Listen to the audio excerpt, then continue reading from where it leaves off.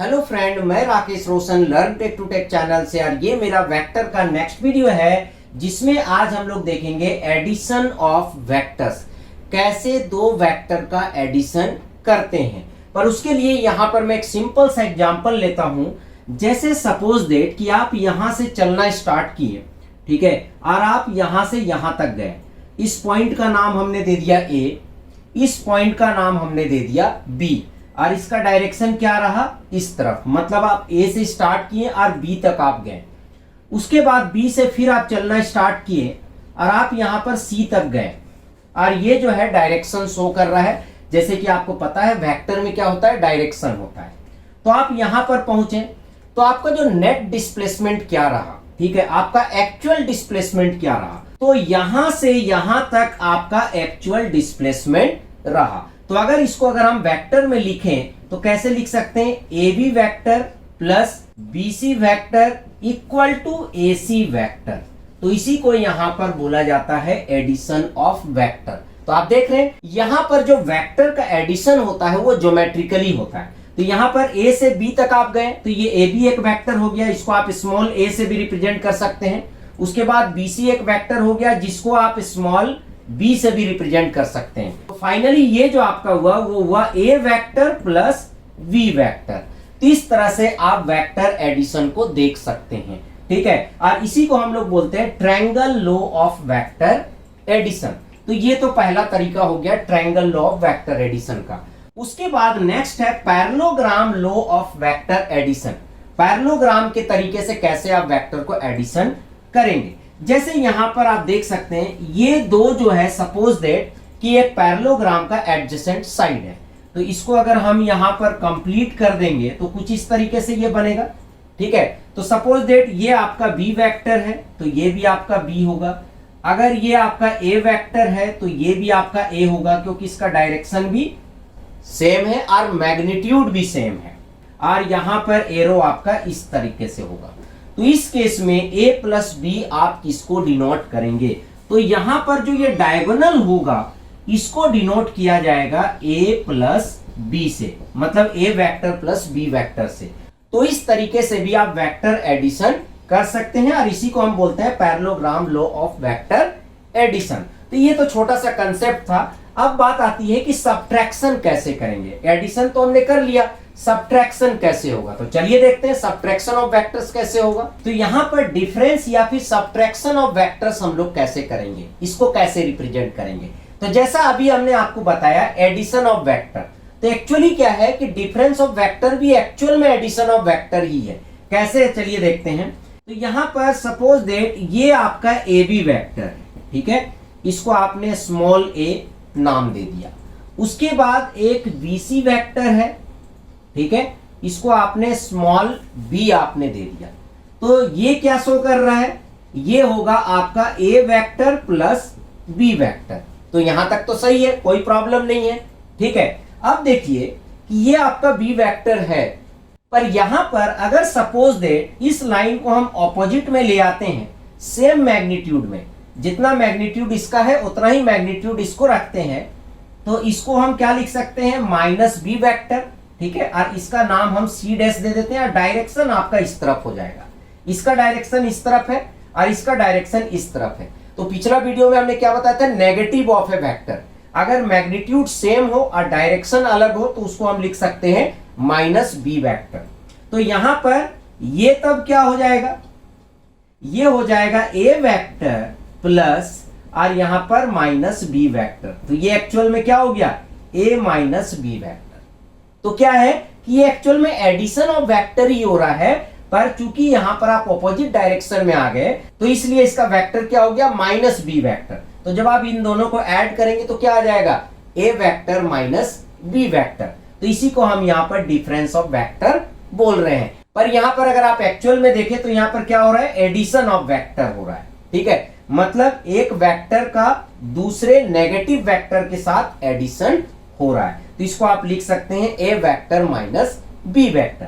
तो इस तरह से आप जो है डिफरेंस ऑफ वेक्टर को रिप्रेजेंट कर सकते हैं। तो चलिए अब हम लोग क्या करते हैं, वेक्टर एडिशन के कुछ प्रॉपर्टीज को देखते हैं जो कि काफी इंपॉर्टेंट है और ये यूज होंगे जब हम किसी प्रॉब्लम को सॉल्व करेंगे।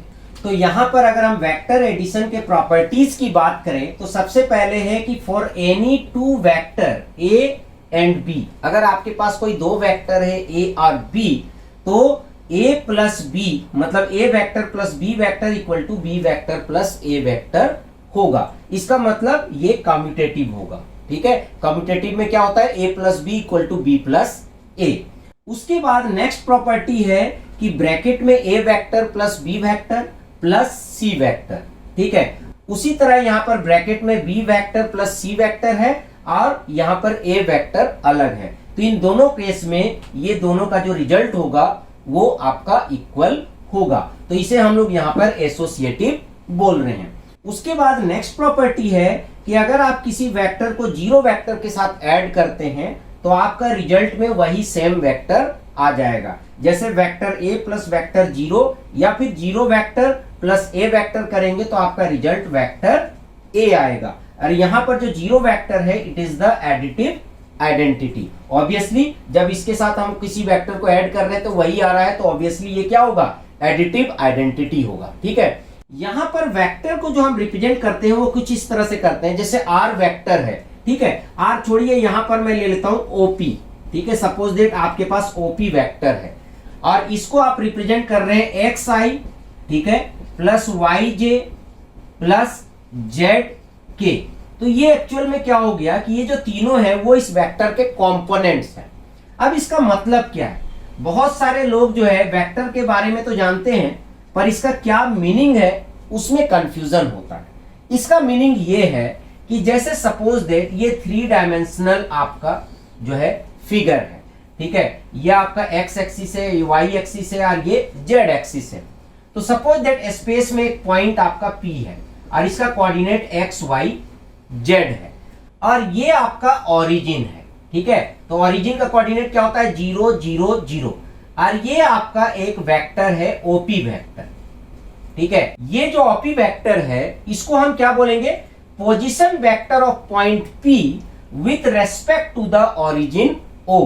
ठीक है, ओरिजिन ओ के रेस्पेक्ट में ये पोजीशन वेक्टर है किसका, पी का। ठीक है, तो यहां पर ओपी को कैसे रिप्रेजेंट कर रहे हैं, ये एक्स वाई जेड जो लिखा हुआ है इसी को रिप्रेजेंट कर रहे हैं एक्स आई प्लस वाई जे प्लस जेड के से। ठीक है, अब अगर सपोज दैट मुझे इसका डिस्टेंस पता करना है, ओपी का डिस्टेंस पता करना है, तो उसके लिए हम यहां पर क्या करेंगे, ओपी और मैग्नीट्यूड लगा देंगे और यहां पर हम लिखेंगे X square plus Y square plus Z square. तो ये कैसे आ रहा है, ये मैंने पहले वीडियो में भी बताया था, ये डिस्टेंस फॉर्मूला से आ रहा है। एक्स माइनस 0 का whole square X square, Y minus 0 का होल स्क्वायर वाई स्क्वायर और जेड माइनस 0 का होल स्क्वायर जेड स्क्वायर। तो इस तरह से आप क्या कर सकते हैं कि किसी वेक्टर का लेंथ भी आप निकाल सकते हैं या फिर उसका मैग्नीट्यूड आप निकाल सकते हैं।